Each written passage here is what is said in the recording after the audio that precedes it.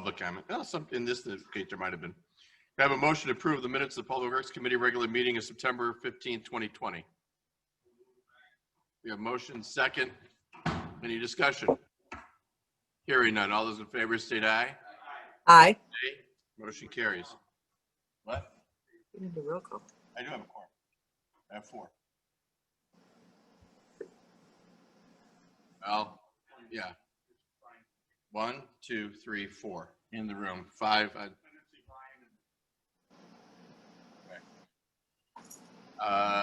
Can I have a motion to combine the consent items 5A through consent, combine and approve 5A through 5O? We have a motion and a second. Any discussion? All those in favor state aye. Opposed, nay.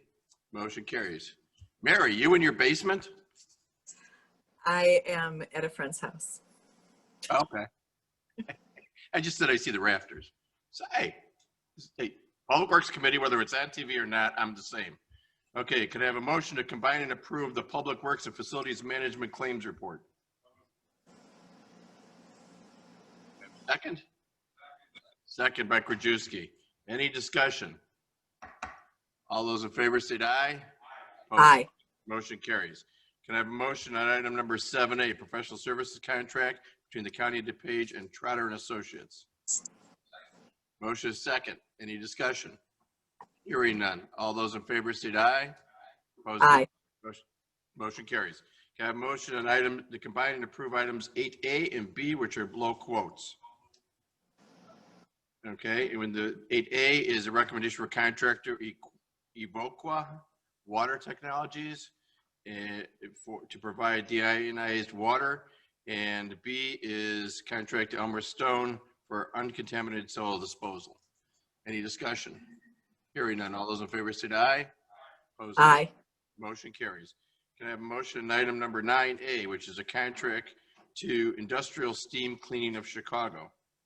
We have a motion second. Any discussion? Hearing none. All those in favor say aye. Opposed? Aye. Motion carries. Can I have a motion on item number 9B, which is a contract to Xylem? So moved, Ozog. Motion second. Any discussion? Hearing none. All those in favor say aye. Aye. Nay. Motion carries. Can I have a motion on item number 10A, recommendation for a contract to SNI Solutions, Inc. to furnish and deliver de-icing solids? We have a motion is second. Any discussion? Hearing none. All those in favor say aye. Opposed, nay. Motion carries. Can I have, well, we're now going to have a brief discussion on the traffic court. From last meeting and from discussions with the court and everybody else, what I would like to suggest is that we start looking at the idea of building the 2 courtrooms because of COVID. The chief judge is going to need a new courtroom down there to handle the overflow that he's expecting for foreclosures. Your Honor, if you want to come up and stand at the podium, that way you can just start answering as we're talking. Foreclosures, evictions, and things of that nature. The other one would be to replace the Edison courtroom, which we lost, and that we would build both of those courtrooms with COVID dollars because there were COVID issues.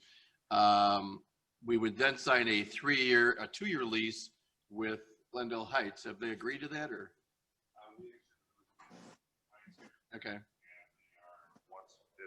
this is the direction of the board, we would bring that to the next county board for approval, and then they would approve it 2 days later. City Council.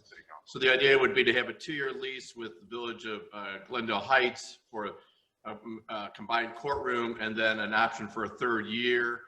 Hopefully after the end of 3 years, the extra courtroom that is being built for foreclosures and for evictions and things of that nature that were COVID related would have gone back down to normal. We're basing that a little bit off of what happened when we had the bubble burst on the properties, and we had the foreclosure mess for several years.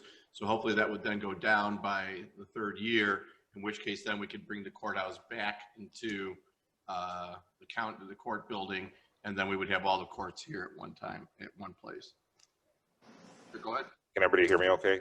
I'll put my mask on, you can take your mask off. All right. So the one thing everybody should realize that if we move forward with option 4 from the chief judge, which would be moving to Glendale Heights temporarily and then building a second one, we will be coming forward at the next finance committee for consideration of a additional allocation of, I think, right around 400,000 out of the CARES Act to build that second courtroom. So that will be a component of that plan to get that additional allocation.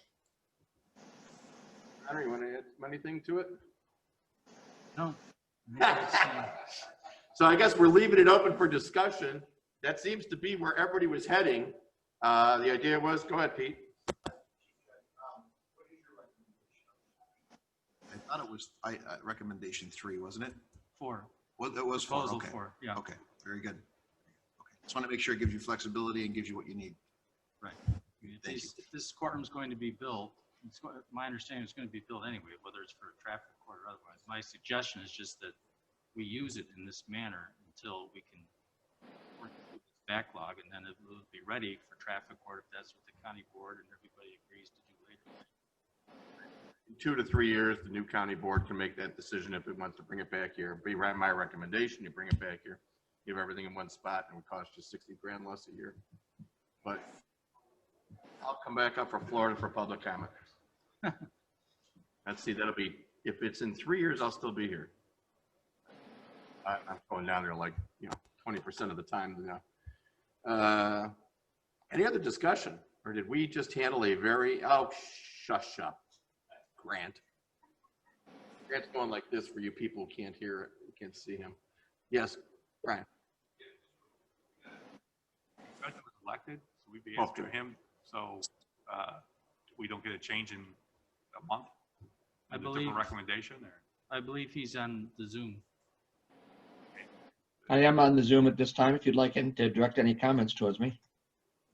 Judge Popejoy, do you have any concerns with the way we're going, which is to build the 2 courtrooms?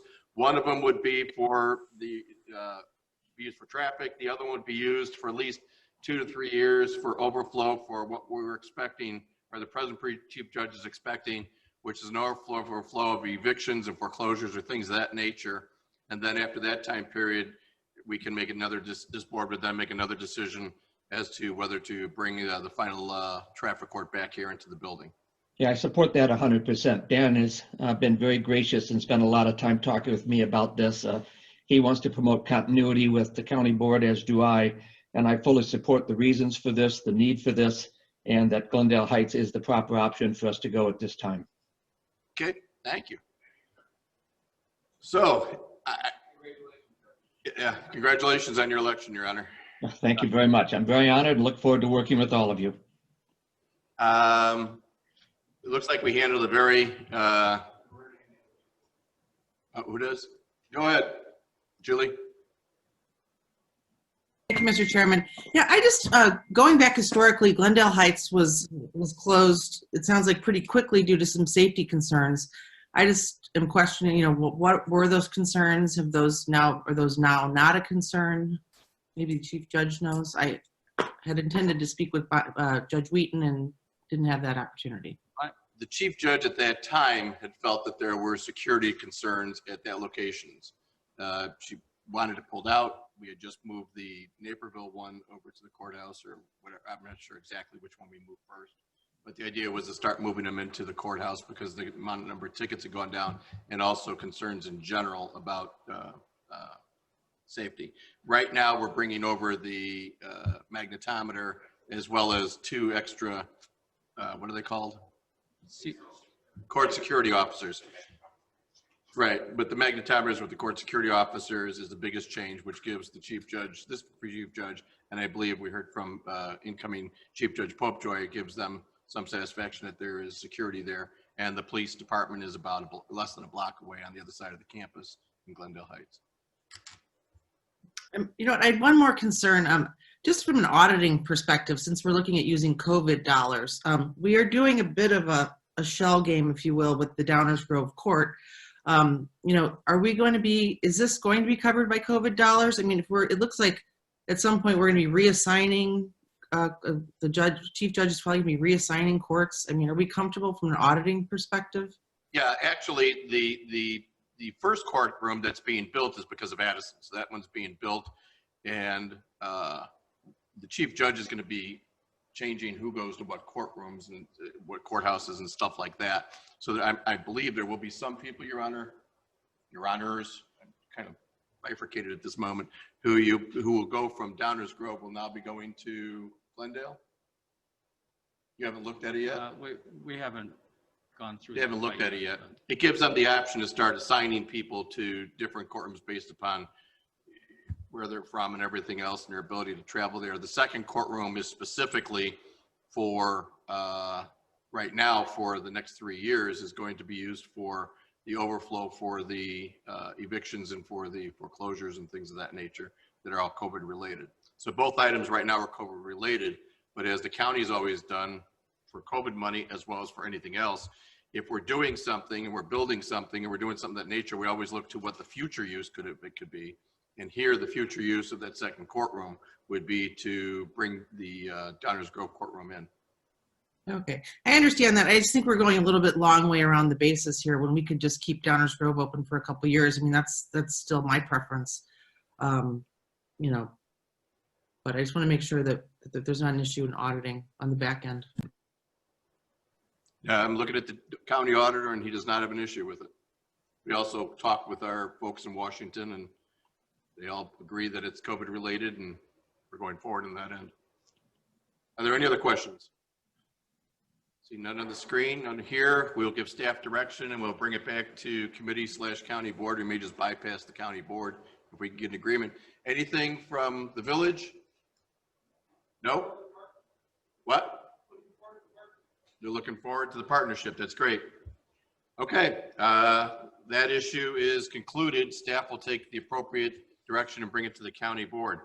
Now we're going on to the final thing on Public Works agenda, which is old business, which is the second amendment to the lease dated April 6, 1976 between the County of DuPage and DuPage County Fair Association for a 3-year lease extension. We actually passed this at Public Works before. So we passed the Public Works, tabled and Right. finance.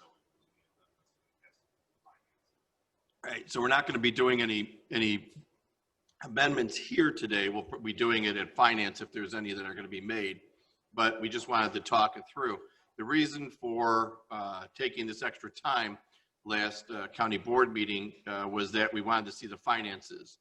So we got the finances from Jim Guire, who's here now, and their financial position improved dramatically. Auditor, you want to give us just a quick rundown on the finances of the Fair Association? I mean, they were in debt. They were able to pull themselves out of debt. Sure. The unaudited materials that we were given, so that there's still, I can't tell you 100% on the things, but they looked reliable. We saw bank statements, we saw their unaudited financials, income statement and balance sheet. And we also looked at their asset lists and some things, and another tax return that we hadn't seen before.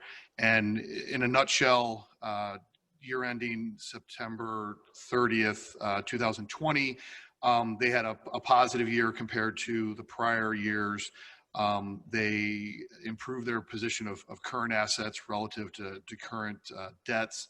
And in a large part, it was due to they still were receiving the Department of Agriculture state grant, roughly $200,000, and they got PPP grant, and they did not have the fair, which has been, sort of probably a little bit of a loss, my guess is, over the years. So they had, they dropped in revenue maybe 300,000, but they dropped in expenses 600,000, which gave them a much improved year for 2020. Thank you. Go ahead, Brian. Bob, so just to understand, so they got $200,000 from the state. So the state gave all the county fairs the money, but no county fairs had any fairs. So they got $200,000 this year for the county fair. they got the PPP money? I can't, they did get PPP Step money. up, Jim. You can't say that they got They did get 200,000? PPP money and they did get state grant. I can't tell you this, what the rest of the state did. Well, I don't care about the rest of the Yeah. state, but what you said, they got 200,000. 200, yeah, almost 200,000 roughly. Yeah, for no fair. And then also the PPP money. Correct. And then we're giving them 5,000 a week for the Plus, testing facility. plus other incidental expenses that hopefully will get worked out at next week. So 5,000 a week plus incidentals? Plus the other expenses, you know, relative to some tents and some of that kind of stuff. Yes, for the vaccine, or not the vaccine, for the testing site. And then we also have a relationship that's been going quite well through Election Day with the clerk's office, actually through OEM. We've been paying for that too, for Building 3, I think it's. So that right. was the increased revenue that they were able to get to help bail them out. It was different revenue from prior years. I mean, they had, you know, as far They as always us got the renting. fair money, right? They always got the fair money. They have all, They yes, just the had fair a- money has declined slightly over the last couple of years, but it's Yeah, it was materially the same. 191, yeah. Yeah. But they got the fair money with no fair. Correct. Thank you. Jim? We got the fair money and we had no fair, but the fair money is a reimbursement from the Department of Agriculture for the previous year's fair. So the way that money is paid out, it's a program that reimburses us for the education of agriculture and promoting agriculture, the largest industry in the state of Illinois. And that's what we do at an ag fair. And this Department of Agriculture reimburses us for the qualified expenses from the previous year's fair. So sometimes we don't get the full reimbursement. It has dropped over the years. And sometimes we're not always sure we're going to receive it, but we did fortunately receive our reimbursement. It is once again in the budget for this particular year. We are in discussions with the Department of Agriculture. It looks like those dollars will again, the fair industry across the entire state is in a very difficult time. As you know, almost all fairs have been canceled, state fairs included, across the country. Also, the fairgrounds is an event center. During COVID, we are the place where community gathers. Guess what, folks? Community can't gather. What community is gathering for is to help support the efforts of the county. And we are supporting that with labor, with product, with everything, fully, 100%, every single morning, almost 6 days a week right now. At times it was 7. So we have stepped up in a lot of ways to support, and not all of that support is reimbursed. What's being reimbursed right now is the COVID test site. But our labor, our team is there every single day supporting it, both at opening and close. So most of those expenses cover labor, our people, our employees. When we did the PPE distribution, we supported that 100% again with our equipment, our labor, no reimbursement. When we did the early primary election, again, we supported that and no reimbursement. Currently, we are being reimbursed by the Election Commission for maintenance and sanitary each and every day, but actually not anything for facilities. It's for labor. So these are the things that we have been doing as a fair, and we have made the commitment to make sure that our grounds, our facilities are in great shape. We want to continue to make sure that it's an important asset for the community. So when we can actually reopen, that the grounds are ready to go. And also, we truly believe that coming up, the fairgrounds may play a very important role in the recovery from this pandemic. I don't think your needs or the community needs are done. And we want to make sure our facilities and we as a team are ready to support the efforts of the county as we have been when that time comes. So that's our commitment, that's our goal, and that's what we want to do for the community. Thank you. Pete? Thank you. Challenges, and also you've pivoted. So the dinosaur expo that you did was virtually sold out, and pivoted, and a lot of families, even families from my district enjoyed it, and it was a refreshing way to get out of their house in a safe way and keep their kids happy. So thank you for your partnership. Bob?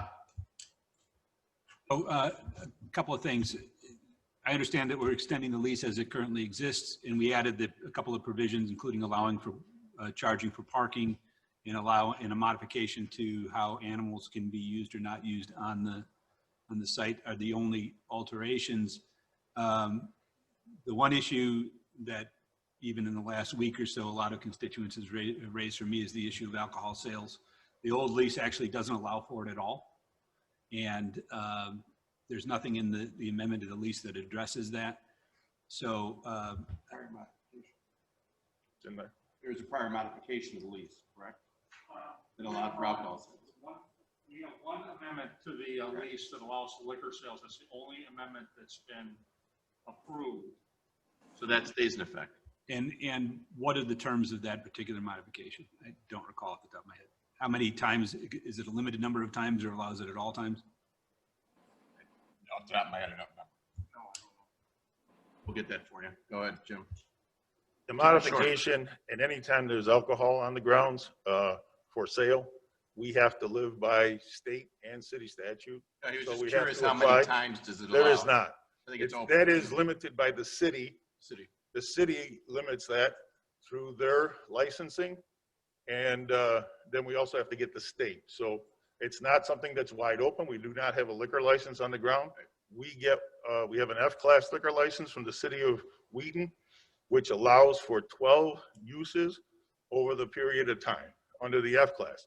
You can also get a special events, but anytime that we go for a liquor license, you have to go through the city and then also through the state of Illinois. And we follow all of those guidelines. Okay, go ahead, Nick. Property is obviously a big one with the neighbors. We're aware of that. And that's one of the main issues that we're negotiating for the overall lease. But for this extension, we pulled that out because it was something that we couldn't come to an agreement on. But overall, at least, that is part of it. Okay, and just the way it presents on the schedule is it shows the old lease and then this as the modification of the old lease, but there's actually An old lease, there's an amendment that goes to the lease, and now this will be the second amendment to the lease. right. That wasn't clear in the way it was presented in the agenda, and I just wanted to be certain that there's some coverage for that and it's addressed. Okay, I'd like to thank Member Krajewski before you speak for all the work that he did on this, on the animal section. Obviously now it prohibits circuses and things of that nature. And Brian, you wanted to say something? I think that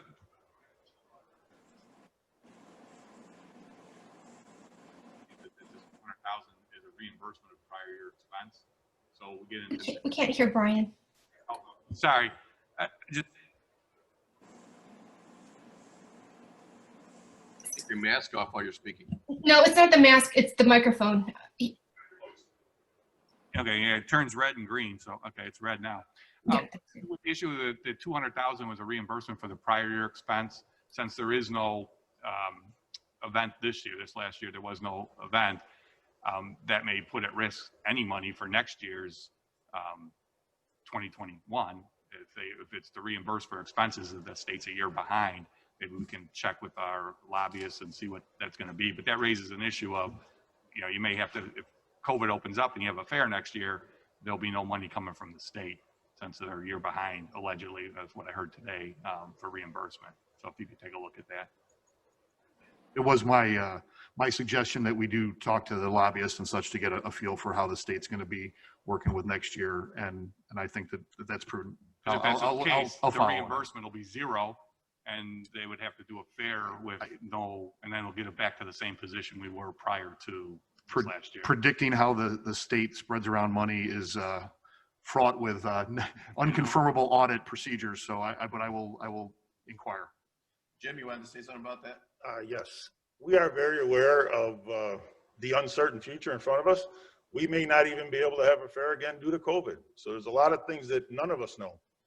One thing that is out there at the federal level, House Bill 7663, it's to get funding to give to to all ag departments across the country to support the fair industry. Our groups, and both at state and federal level, our lobbyists from our organizations are working, just like many other industries, trying to find that. And obviously, that's going to be a real important decision for us as a fair. And I mean, these are our decisions on those things. We look at all of this stuff to know what we're going to be able to do from funding standpoint. Where we're going to be, it's a difficult thing out in front of us, and we're very aware of it. But those are decisions that we, as a board, a fair association, and our organization, if we don't get open and we don't get to be able to have a fair, we may be coming back before you, and many of you will get what you may want.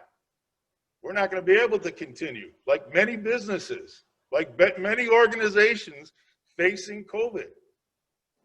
There's a real uncertain future. Yes, there is. But the initial part of that future is we need to be able to plan and move forward, which we are currently doing. We do have lease agreements for the use of the grounds for next year. There's a lot of folks who would like us to continue. We would like to continue, but we need that lease extension so that we can at least move it forward. If we are unable, we will be back and we will let you know. Okay, thank you. Mary, you wanted to say something? Yes, thank you, Mr. Chairman. Since we last talked about this, I was contacted by someone who lives near the fair. What I would like to see us consider, this person described some incidences where parties were going past what would have been considered an acceptable time. Again, I know city ordinances are supposed to be followed. I didn't have a description of a chain of command that you could talk to, or if there were people on site. I'm going to speak now on behalf of this person as someone who has been involved in a neighborhood fight against a municipality. One of the solutions in our Glen Ellen situation about 10 years ago was that we ended up with a community meeting with the administration of Glenbard West High School, which is where the incident, it was about putting lights on a field. And we ended up with a meeting every quarter. I'd like to see us discuss perhaps meeting every 6 months with a neighbor group, if the neighbors are interested, to see if there are ways that various noise issues could be remediated, traffic issues. You know, it's something that I think is of concern. I think Mr. Larson alluded to some of this, where there can be some issues in terms of not the fair necessarily. You know, you've moved in next to a fairgrounds, but the other events can be of issue. So I'd like to see that considered as we go forward. Thank you. And again, formally, you guys may want to do that. Informally, Grant Eckhoff has been doing that for 5 years now plus. Meeting with the neighbors, you're actually over towards that way, as is Angie. So we have constant contact with the neighbors over there, and they have a very good chain on which to contact people. And I think we could probably formalize that like you're talking about, and have Mr. Eckhoff constantly meeting with them. Grant, you wanted to say something? I just wanted to say that, like Bob said, and we seem to have been able to put some things into this modified lease that various people have wanted. I have wanted to make sure we put in the provision that Whedon can still dump their snow back there, and that we've taken precautions to protect the neighborhood. I know Jim McGuire's talked to the neighbors quite a bit. He soundproofed one of the buildings and things like that, but I want to make sure that the lease going forward, even though it's a 3-year lease as opposed to the 5-year that we'd been originally talking about, has got those provisions in there. And I need to talk to Nick, I think probably between now and then next week to do that. There needs to be after we pass this extension, whatever it ends up being at the next county board meeting, there still needs to be we need to get together. You guys need to form a committee and push forward on a new lease going into the future on this, and how we're going to have the fair going into the future. Need to be in the 3-year lease, as far as I'm concerned, because 3 years, 5 years, the neighborhoods still want to be protected. So. Yeah, absolutely. And we also added a provision in there over the last couple of days that there has to be, the audit has to be completed by May 1st. April 1st. Yes. No, it hasn't been. We're going to be amending that from the floor to require that the full audit be completed by April 1st. Jim, go ahead. Just a comment on the stories. We have not held any private events on the grounds in probably over a year and a half. That's a revenue stream that was eliminated quite a while ago. I would ask that if you want, call the Wheaton Police Department. We did not soundproof any building, Grant. That's another storyline that came out of the stories that are created. And I would really ask you to check with your local police department and to see if we have had any issues with ordinances, sound ordinances. Those are not truthful. I am at the fairgrounds when we have events, and I can guarantee you that we did not go over times, and I did not soundproof a building. There were public events, but stories continue. It's unfortunate, but they're also untruthful. And it's unfortunate that that comes to a meeting like this. Grant told me that the building closest to the street that runs basically east and west, you put in new windows and things to keep the sound down. I did not, we put in new windows, but I did not do any soundproofing. That came from your neighbor who put that into a letter, who claimed that I had done that so that we could hide private parties. And that did not happen. All right, well, I could have sworn you told me because I thought we walked through the Okay, building together. it wasn't done, it doesn't matter. Anyway, Liz, whatever. Liz? Yes, thank you, Chairman. Mr. McGuire mentioned some legislation that's out there. I think he said House Bill 7663. Is that the correct number? Yes, I believe that is it. Okay, I don't know if it's something maybe we want to look into, and depending on what the legislation says, maybe the board could throw support at it. If we feel the fairs are valuable for our community. And, I just want to reiterate what a great resource those fairgrounds have been during COVID for the election. And I've been over there several times, and I encouraged my other board members to go there. One time when I was there, I met the archery, some of the students that were taking archery lessons there. The other time I was there, I ran into a tennis club that plays tennis there a couple of times during the week. I mean, there's a lot of community events going on over there all the time. And so the grounds are more than just the fair, and they do provide a really great resource for a lot of our community members. So I think that's always something to keep in the back of our mind as we're talking about these fairgrounds. So, Jim's been great working with me through the environmental committee. He helped us with our garden boxes at the fair. They've done a beautiful garden back there where they have a butterfly garden, and they're producing food for our food pantry. So, he's doing, I think, a really good job. So I just wanted to throw that out there. Thank you. I'm probably not going to get many more chances on this. I'm out of here in 7 weeks. Not that I'm counting. But the fairgrounds are the last land we have. I agree with Liz. I agree with everybody. I think this board speaks almost unanimously that these fairgrounds have to be maintained into the future and not sold or long-term leased or anything else. That they are good for the community, and they are the land that we have available to us, and that there gives us opportunities into the future, to do things, and we'll see how things progress as we go forward. Is there any other discussion on this? Okay, then it's coming back to the county board. We're moving from the table. Mr. Larson, can you please put it on your agenda from Public Works? Sure, we can. Not the county board at finance. Oh, sorry, finance, sorry. Nick, you wanted to say something? So CJ just already realizes as well, at the next Finance County Board, there will be an amendment on the current testing site agreement that we have with the Fair Association between the Health Department and OEM.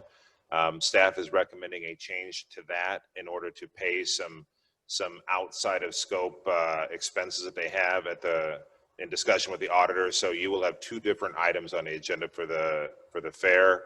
One will be obviously the 3-year lease extension, and the other one will be an amendment to the testing site agreement. But that they both have the recommendation of staff, so you'll see them both.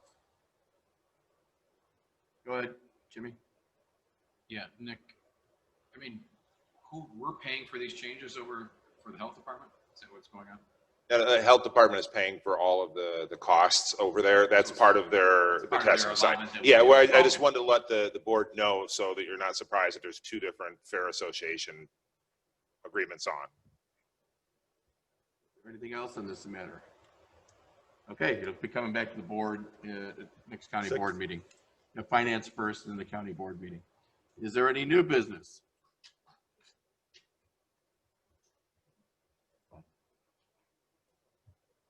I can't hear you. Are you adding something? Oh, I just, Okay. that next meeting, am I able to attend on the 6th at the finance? Sorry, what? Yeah, you can go to finance. Thank you. That's He's all I also, wanted to add. Larson's also my ears as well as my interpreter. Thank you. All right, so is there any new business? Okay, before we adjourn, just want to let everybody know that the Illinois State Association of Counties is going to be having its board of directors meeting here in a 2 week and a half, something like that. One of the main reasons is the fact that we're probably one of the most COVID compliant places in the state to have a meeting of this sort.